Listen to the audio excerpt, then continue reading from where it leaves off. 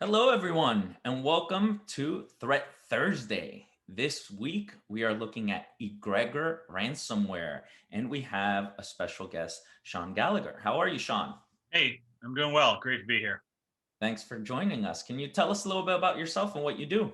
Yeah, so I am a senior threat researcher at Sophos Labs, and Sophos is a next gen uh, anti malware and internet security and network security company. And my role at Sophos Labs is to dive into existing and emerging threats and look at how the threat actors behave and work with the other folks in our labs team to uh, present information on threats we're seeing and help them put together things that help us improve our defenses.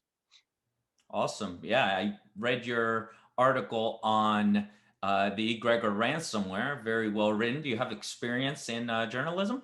Yes, I was the national security and IT editor at Ars Technica for a decade, and I have been an IT. I was an IT journalist for close to 30 years, starting at Government Computer News, Information Week. Ziff Davis, I was an editorial CTO, and also Defense Systems Magazine, where I did a lot of work on cyber warfare and network based warfare.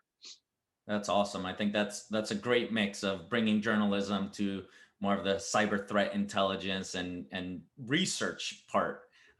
Really helps us digest and see things from a different way. Well, Um, there's a so lot. There's a lot that is similar between. There are many similarities between journalism and threat research, and that you use if you specialized in, particularly as I have in cybersecurity type journalism, using open source intelligence tools is essentially what journalists do, right? So, and being able to do information fusion and things like that. So, journalistic skills really translate well over to threat research. that's awesome. Yeah. So speaking of Egregor, I saw that they're a fairly new group. You wrote a little bit about them. Can you give us just a very executive summary on this group and what you're seeing? Yeah, so this group has emerged over the past year. It's a variant of another ransomware family known as SecMet, and uh, which we saw emerge in March of 2020. And Egregor is essentially the same malware with some minor variations. And we also saw the segment group drop off the radar in terms of having their own website. So it may very well be just a rebranding of segment. And it also emerged around the same time that Maze was shutting down. So we don't know for sure that the same actors behind Maze are the ones behind Egregor, but we do know that a lot of the folks who were affiliates of Maze, people who were providing the malware capabilities to get Maze ransomware dropped onto their victims, are now working with Egregor instead. Excellent. Yeah. And can you tell us a little bit about their business model? And a lot of people hear ransomware, that right? They think like the old school stuff from many years ago where, someone's aunt or uncle got their videos and pictures ransomed. How has that evolved and how do you see that evolving now with this group? Well, ransomware has become a very mature business model. And the folks behind Egregor and some of the other major ransomware operations like Ryuk, uh, they are in the double extortion business. So they aren't just encrypting your files and holding them hostage, they are also stealing data from networks and then using that as leverage to get victims to pay. So in many cases, they are publishing pieces of that data in advance on websites available to anyone over the public internet as a way to encourage victims to pay. And so it's no longer just a case of, well, my files have been encrypted and I can just say they were encrypted and they weren't taken off the network. So I don't have to say it's a breach. It's almost certainly a breach now. You almost certainly have lost some data from your network if you have a ransomware attack. They have before they get in, before they launch the ransomware attack, they have already stolen data from your network. Right, which that really changes the defenses and how we thought of, ransomware. Oh, just have backups. That's no longer the case because Right. sure, you'll be able to back up or restore, hopefully, if you test your backups. But now your data is actually stolen, so they're using that as a way to get paid as well. And yeah, it's that double extortion model. Yeah, and in some cases, we don't know how many cases, but in some cases, we know that if the attackers find the data is more valuable to sell on the open market or sell on in criminal marketplaces than it is to extort the victim. They sell the data. They never publish it publicly. They just go out and sell it to criminals. Yeah, right. So like anyone could be a target. You have to be prepared regardless of what location you're in or what industry you're at.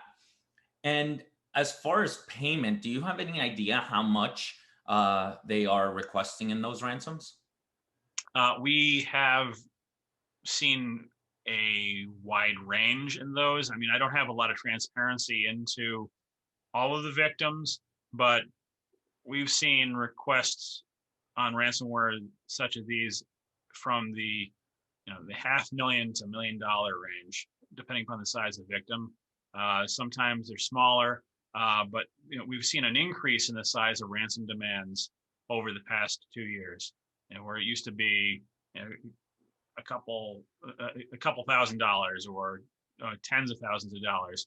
Now we're into the hundreds of thousands and millions of dollars in ransomware demands. And apart from their business model kind of evolving and maturing, if you will, how was there anything technically interesting about Egregor? I know it shared a lot of common characteristics with other ransomware. Is there anything interesting that you saw there of what it's doing that we should discuss?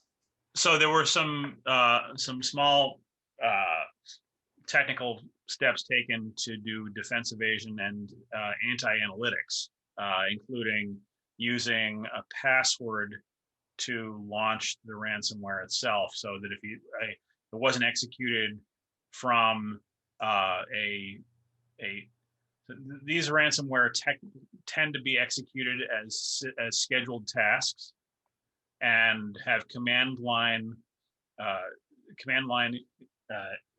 modifiers that are added to the launch. And in this case, they had to have a password passed as a variable to the ransomware when it was started in order for it to execute. And that may have been campaign specific. Those passwords may have been campaign specific. They may, because there was some variation across the victims we saw. Not a huge variation in passwords. They're not really sophisticated passwords, but they are most likely tied to specific affiliates they've used to distribute the ransomware. So those are there to make it more difficult for antivirus that does static analysis to determine what's going on in the ransomware and flag it as malware, and to make it more difficult for researchers to actually see what's going on in the code. Yeah, and something I saw here as well is that they're not just running an executable; they're actually running that through a DLL. So Yes, the command lines like run DLL, the starter, and then these command lines. exactly. So yeah, so this isn't they're not passing over a PE. They're not passing over an executable file on itself. They're sending this over as a DLL, and it's being executed with run DLL. We see a lot of that now with ransomware. There are a number of other ransomware campaigns and different different variants of ransomware that execute as DLLs. Some of them are executed through another process or that calls run DLL, or they're side loaded by some other program as part of a ransomware attack. Got it. And I saw, I mean, the Egregor has hit a number of companies, right? It hasn't just been one. Yeah, there are hundreds of victims, and uh, and at least based on what we have seen the from the site itself, that we were able to identify over 130 victims that have already had their information published. So uh, that's the ones we know about that didn't pay immediately, and they are in all they're from all different segments of the economy and all different segments of organizational strata. There were schools that were hit, manufacturers, logistic organizations, financial institutions, technology companies, healthcare organizations. Uh, there is no protected class of victims to Egregor. They act on opportunity. While the attacks are targeted, they look for organizations they think will pay. They don't target by location or by organization type. They just look for places they can get into and and take advantage of uh, gaps in network security. Wow. So thanks for all this. Just to wrap it up, since we are starting the year, everyone asks for predictions. What are your predictions? What do you see ransomware evolving to past this double extortion type of attacks? Well, one of the things we have seen frequently, and this is a major concern going forward, is that uh, a lot of these attacks we're seeing now are using not just commodity malware to be delivered, not just depending upon affiliates that use commodity malware to get the ransomware onto the networks that are attacked. And so a third party acting as a delivery vehicle for the ransomware. But we've also seen throughout the past year the use of post-exploitation tools that are common in red teaming and in penetration testing, such as Cobalt Strike and PowerShell Empire and things like that. Open source tools, publicly available freeware tools being used, many tools that are commonly used by administrators to look at their networks and to diagnose issues. And we believe we will continue to see the use of things like Cobalt Strike and PowerShell Empire and things like that. And as well as continued use of internal tools, especially RDP inside the network, lateral movement using global policy objects and Windows management interface. And these are difficult to stop if you don't have good controls on who can use administrative tools and where, right? So the way things have been going, I predict that we will continue to see the use of more and more automated attacks using native Windows administrative tools, and that organizations that don't protect servers, and that's the biggest problem we've seen, is that most organizations put endpoint protection on desktops, but they often forget to put endpoint protection on their servers. If you don't put endpoint protection on your servers, they're going to be the primary target anyway. You're going to have issues. And I think that based on the trends we've been seeing, we'll see even larger ransom demands. We'll see more hybrid types of attacks going forward, where there's not just ransomware involved, but they'll try to monetize the breaches in any way possible. We see a lot more cryptojacking going on now, for example, just to try and generate some more money off of systems that have been compromised. And we've seen increased data stealing and the use of other tools to get access to user credentials, with more organizations using cloud assets. Cloud credentials are especially vulnerable if they've been penetrated by one of these attackers, because they will harvest those credentials. And there's much more range for different types of attacks going forward, that they're being more long-lived and exploiting networks for other reasons, with ransomware just being sort of a final, hey, adios, once they've gotten whatever value they think they can get out of the network. Got it. Yeah, no, definitely a lot of work ahead for us in security. And, like you said, a lot of these things you can't just prevent.